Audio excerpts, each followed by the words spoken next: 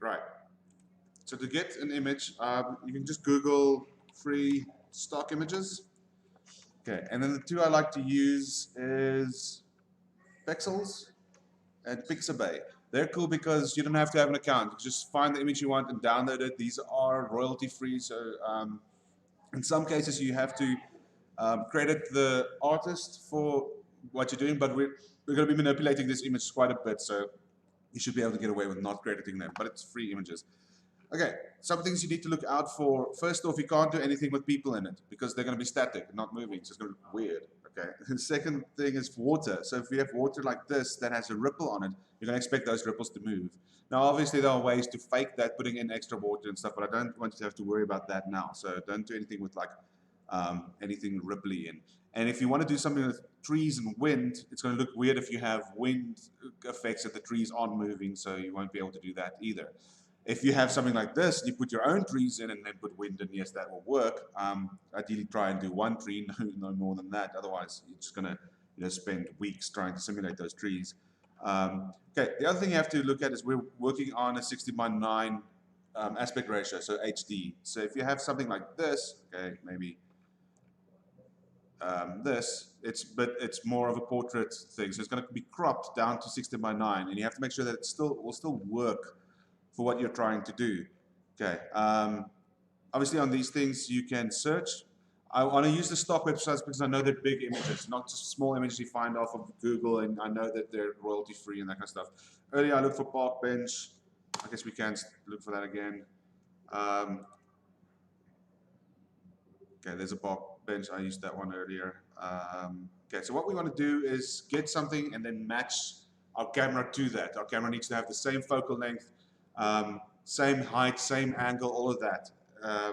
So to do that, I'm going to I used this one earlier and I downloaded that. You just click on that, free download, click that, and it downloads the image.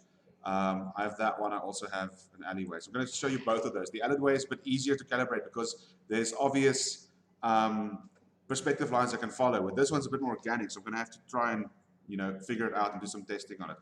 Okay, so I've got an image. Now I need to get that image down to the right size. So I'm going to open Krita. You can do this in Photoshop as well, whichever you prefer. I just need to make it a HD image with the right aspect ratio. Okay, so opening Krita.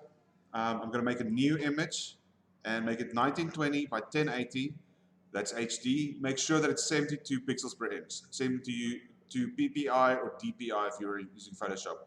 Otherwise, if there's too many pixels, you're going to get banding and flickering and some weird stuff happening.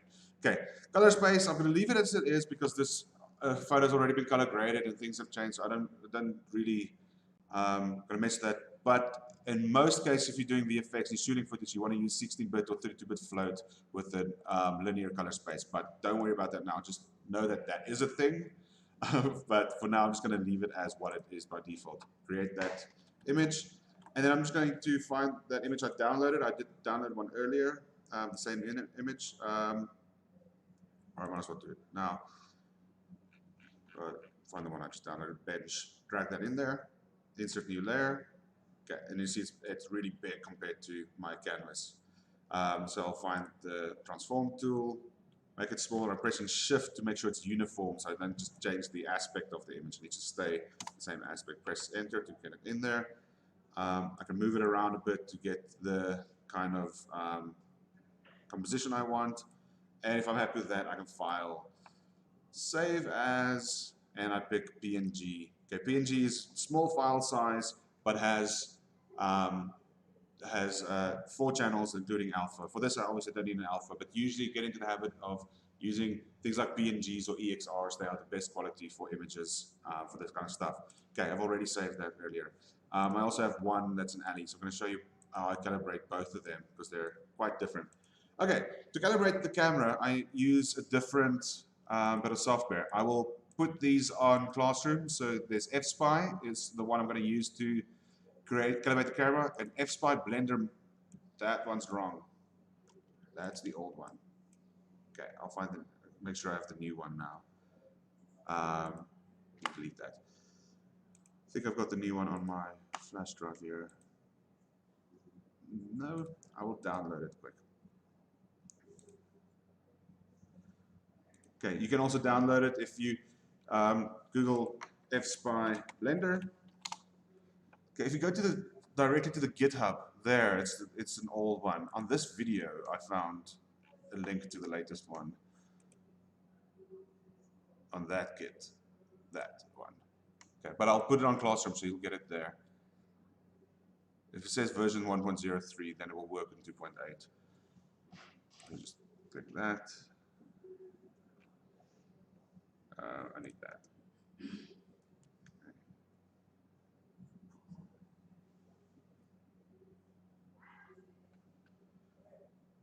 And download. Okay. Well, let's thinking about it. Get started. All right. So this FSpy, the actual software, I'll put that in Classroom. You have to extract this one. So I'm just going to go to extract files. Okay. And it makes a folder. And I'll open that folder, and in FSpy, there's a launcher called FSpy with the icon. Okay. Open that. And it opens this. You can open an example project or drop an image in there to start working with. So I have, on the desktop, I've saved bench and alley. I've got the two different images. So I'm going to use the bench first and put that in there. Once I dropped it in, it brings in that image and it has like this interface. That is my origin. This is when I take it into Blender, that's where the 0 position where it makes the cube is going to be. So I want that origin to be under the bench. I'm going to put it in there. These other two are my vanishing points, so my perspective lines. So I want to try and find the horizon line with the 1 and kind of get the angle of that going. And then its opposite, how does that perspective, so if I look at the lines on this bench, you can see how they converge kind of in that direction. So I'm just getting that Y in first, and then X is in the other direction, probably that way. Okay, I'm going to flip these two around now because in Blender, X functions in a different orientation. Okay, and Z should always be pointing up. In the alley shot, I'll show you what happens if it flips. Okay, once I've done that, I have an option here under 3D Guide where I can switch to XY grid. An XY grid will put a grid on the floor, and I can see if I've got some like a proper matching floor grid there. There's also an option for box, but that is kind of confusing. It always puts the box in the center point and not on top of the center point, so the grid makes a bit more sense. And it's got an dim image option here, so I can switch that on and off and see, bring my image back in. So the perspective doesn't look too bad here. Probably get a little bit better. But with something like this, because I don't have obvious lines to follow, I mean, the bench lines aren't bad. They kind of give me an idea. I'll have to test it out. So I'll save this, file, save as. In bench, I'm going to save it as benchcam fspy. So it saves that as that automatically. Save that, yes. Okay, let me show you what happens if I do the other one. I've got desktop, bench. So if I bring in, that's bench. If I bring in the alley image, it's not there. I've got it on my USB. So alley. Okay, so this one is a bit easier. I've got like obvious perspective lines to follow. Oh, I didn't switch X and Y on. I'll do that in this one. Okay, so I have the horizon line there, and I can follow these perspective lines of the street quite easily. Okay, and then on the other side. If the grid disappears, it means it can't calculate whatever you've now put on there. Okay, and I'm going to move the origin to be like there. Okay, so I need to tweak this vanishing point until I get the grid to flow on the floor nicely. Something like that.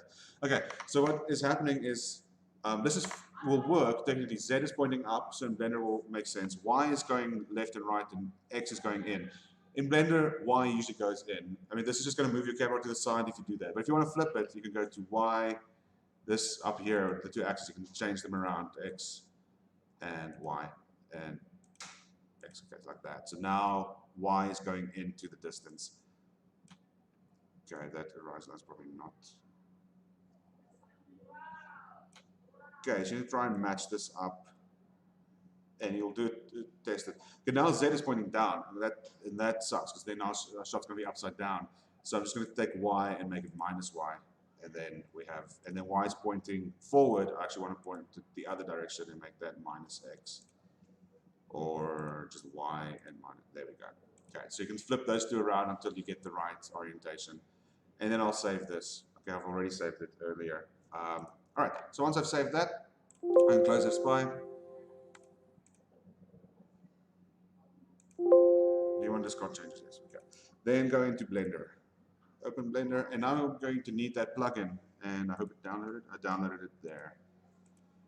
So F-Spy 1.03 should be the right one. I put it on the desktop quick, and I'll share this on Classroom. This one you don't want to extract. Leave it the way it is. Leave it as a zip file. Then go into Blender, File. So external. I think I already have it. Let me just see. Yeah, I already have it installed here. Okay. Preferences, install, and then find that. So it's on my desktop. I'll go to desktop.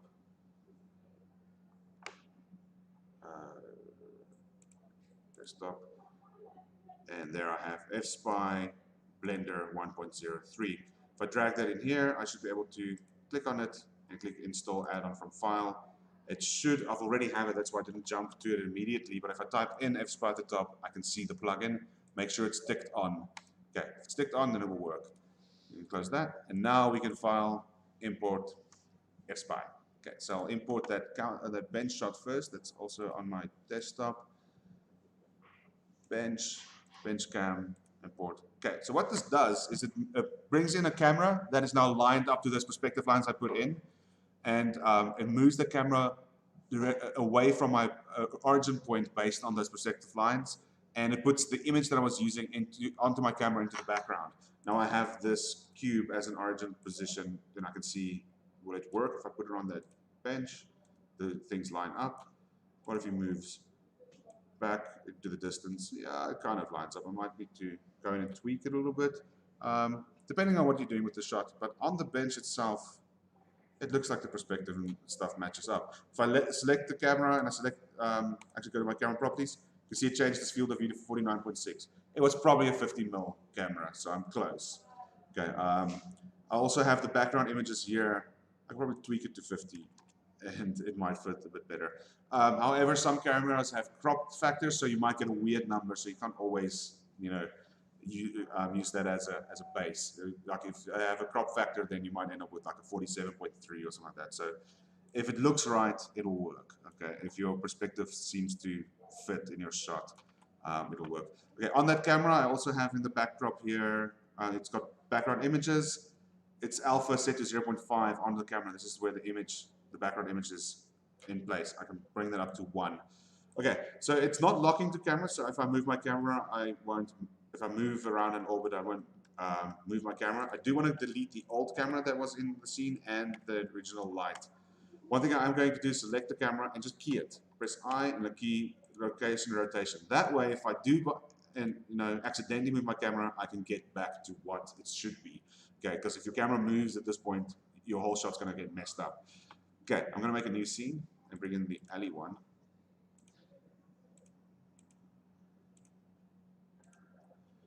Okay, so file, import, F-Spy, desktop. I have an alley scene, alley shot, alley F-Spy, cam F-Spy. Okay, does the same thing. It brings in a new camera, puts my alley on the background, and this, if I now move this in the background, it looks like, cool, it's working. I'm going to go out of perspective view, delete the old camera, delete the old light, select the camera, switch my background image to full, and key this camera so I don't lose its position.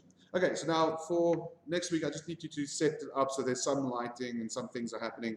And I want like materials that can help me determine, if my shot's working or not. So this cube, I'm going to select and add a new material to it, and this material I'll just call gray. I'm going to switch off specularity, I'm going to switch off roughness, and on this color, I'm just going to type in a 0.5 value. So that is 50% gray. If I render it, you know, it's dark, there's no lights in it, but that is, once I lit it and it's properly lit, that will look like 50% gray. Okay, I'm also going to add a mesh UV sphere, and I'll put that a little bit to the side. On this sphere, I'm going to put a new material, call it chrome, and I'm going to add, on that material, I will switch metallic on all the way, specular up a bit, roughness down quite a bit, and that should be fine. That will give me a chrome. There's no light, so obviously can't see anything. We have to render these things in cycles. Cycles, like Eevee does not have proper, it doesn't cast shadows from HDRIs at all unless you put a shadow probe in, and then it looks weird. You also can't do shadow catchers properly in Eevee, and we'll need that. And the reflections in Eevee is not that great. So these things definitely have to be rendered with cycles. So to light it, I'm going to use an HDRI. So we'll go to HDRI Haven, get some free HDRIs. HDRI Haven. Okay, so the first thing you want to look at when choosing an HDRI is the light quality. So light quality means the size of the light, the intensity of the light, and the kind of shadow that it makes. So if I go for something outdoor, you can do indoor as well. Indoor is a little bit harder to light in these cases. Outdoor is a bit simpler, but you can do an indoor shot if you want to. Okay, so if you look at this image, you can see it's got quite hard shadows. Okay, so and if I look at my image, you know, there's a lot of ambient kind of shadows, and it's very straight down. I don't worry too much about the angle. I can change that. Yeah, I can see quite ambient shadows. All right, so I need more, and this is really hard shadows, so you need something way softer. And then the second thing you want to look at is kind of the environment it's shot in.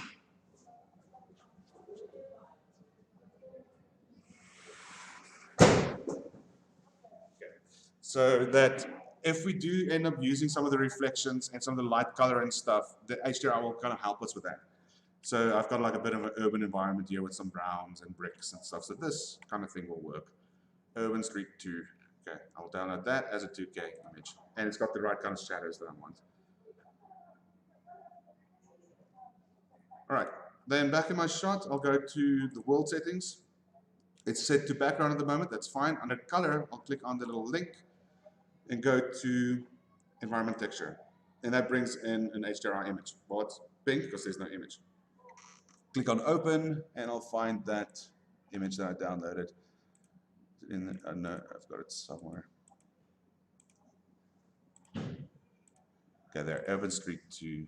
Okay, open that and check with that. And that already kind of gives us kind of the right light quality. It feels okay, but I'm going to switch to cycles and see what it does.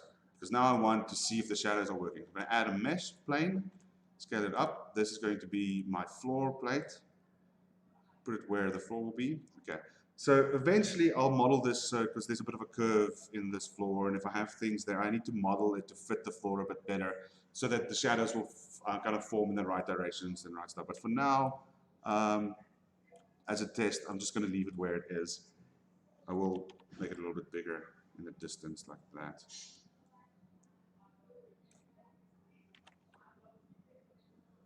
Okay, and if that still stays on the floor, then you know your camera perspective and things work. It's slipping a little bit there. It's not too bad. Okay. All right. Then select this thing, go to its object properties, this context on object. It's the little orange square. Go to visibility, and under visibility, there's an option there called shadow catcher. If I switch that on, it won't render that thing. It will just cast the shadows. But now I'm seeing my HDRI through my image. I don't want to do that. So go to camera. Under camera film, so the top icon under film, there's a transparent option. Switch that on, and now I can see my shadows, and they're quite ambient. They're not looking too bad. I do need, however, to change the angle of my light because a lot of the light's coming from the back in this shot. So I'll bring in a new window, go to shader editor. So currently, if I open shader editor, I've got my shader. This is my chrome ball. I've got it there. At the top where it says object, I can switch that to world, and I see my HDRI. Okay. I have a plugin installed called Render Wrangler. So if you go to Edit Preferences, oh sorry, Node Wrangler, and you search for Wrangler, the Node Wrangler, I've got that ticked on. If you you need the shortcuts that I'm using, you switch that on. One of the shortcuts it does is if I press Control T, it will add the tileable stuff in there, the mapping. So if you don't have that installed, you have to actually do that manually. Shift A, search for mapping, plug that into vector, and then search for, I can't even remember what the other one is. Object, let's do it again. The texture coordinates. Okay, if you have no drag installed, just Control T and it will do it automatically. What this does, I can now move and edit my HDRI. So I'm just going to switch to EV for a second so I can see a bit easier.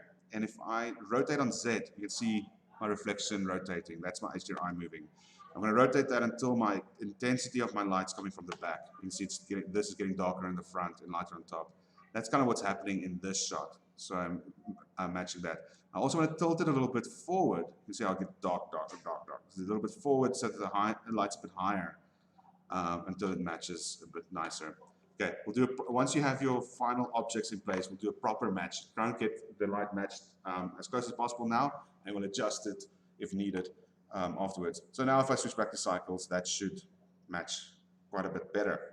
Okay, I don't think it's bright enough, so I'll push this up a little bit. That looks a bit better. One thing that is happening though is there's like this overexposure in the background.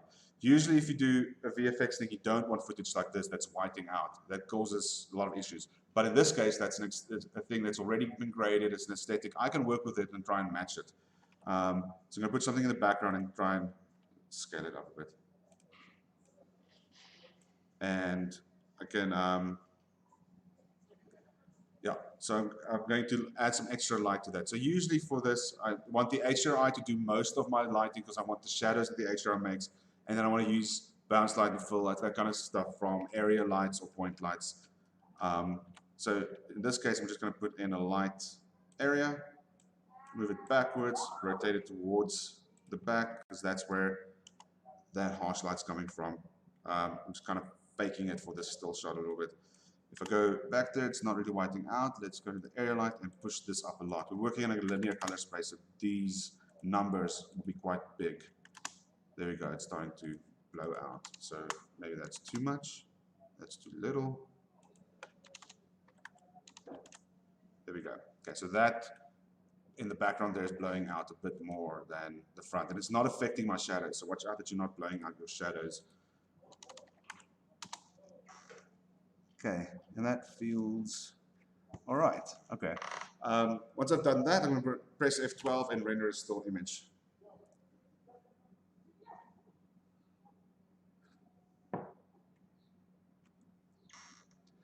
Okay, and make sure that it's rendering transparent at this point. If it's not, you can go back to your camera properties, go down to film and switch on transparency. Okay, so once it's rendered, I'm going to press escape to close that window. Now I want to go into my compositor. Okay, at the top here, I'll go to compositor and it opens this. Okay, I can't see anything because I have to switch on use nodes. The two nodes it's going to open for me is render layers. That's the one I just rendered. Because I did a test render with F12, it saves a frame of that in here that I can use to kind of test with. And a composite layer. I don't actually use that often. I just put that off to the side. Okay, so I want to see what's actually happening in my compositor. So I need to Shift A, add a viewer. A viewer will show me what I'm actually working with.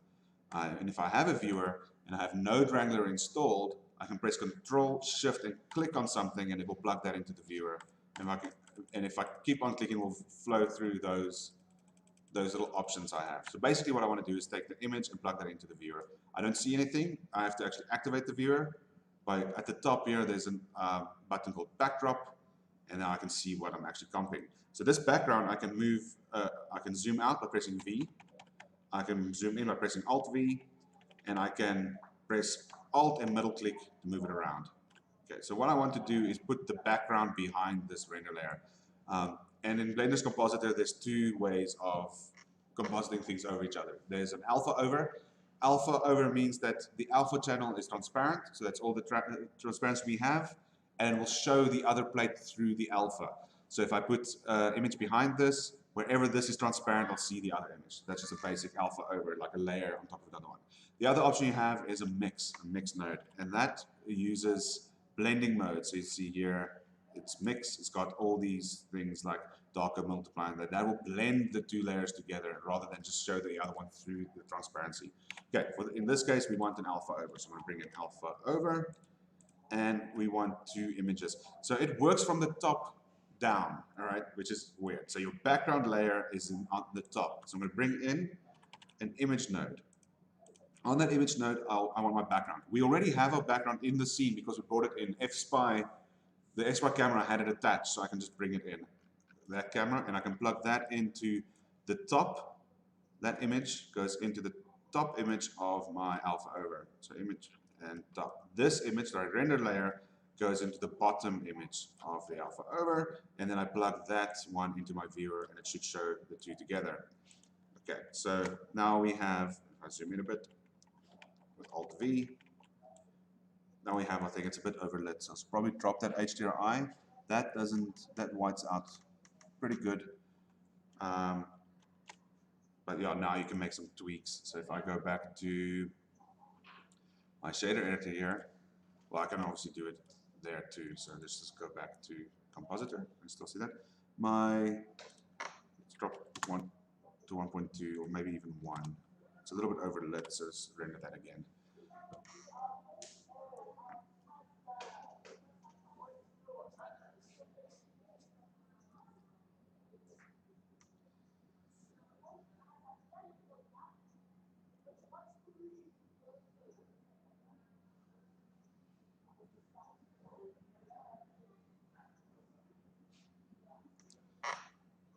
Okay, so now just press escape and it should update that render now.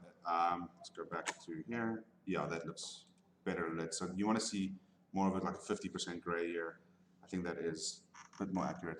So that's where you need to be for next week. So you need to get this set up, get an image that you want to use, get it set up so you can have 3D objects and lights in it, and then come up with an idea. What are you going to, what's your simulation going to be? What's your 3D object going to be? In this case, I can just put a 3D object in somewhere and have some particles or whatever. I'll figure something out I can do with this. If I go to the one I set up earlier,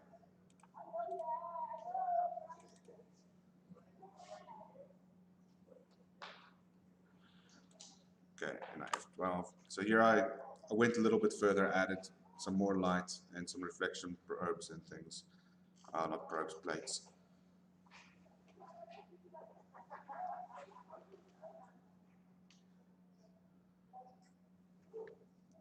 But this kind of stuff we'll do as you have the right objects in there, and we know how much reflection you need and so on. You can see I've got harsher shadows in here too, which makes a bit more sense.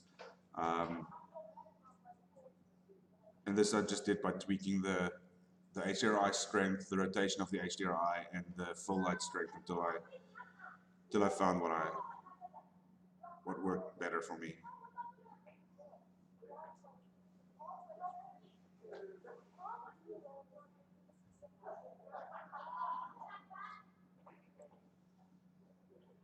Okay, so if I can now go to the compositor and see that matches a little bit better than what I had in the other scene, even the kind of fall off there. The reflection plates look like this. They're actually, well, that one's not invisible. I have this one. So if I switch on texture, okay, it's just transparent because I switch off camera on it. So there, it's got, I actually project the texture from this image onto that so that it will reflect it. So if I can move this thing around and kind of adjust my reflection in the ball. So if I look through my camera, you can see that will affect the reflection. So I have 2 of them. Okay, that's basically how they work. If you do need reflection plates, I'll go through that. There's another one here, which if I switch it on, that's got the wall on it next to it, so I can move that around and reflect. If I switch to EV and switch on screen space reflection, so you can see this that I can move the wall around and get that reflection too. Okay, so that's how you'll reflect the environment if you need to. Okay, that's basically it.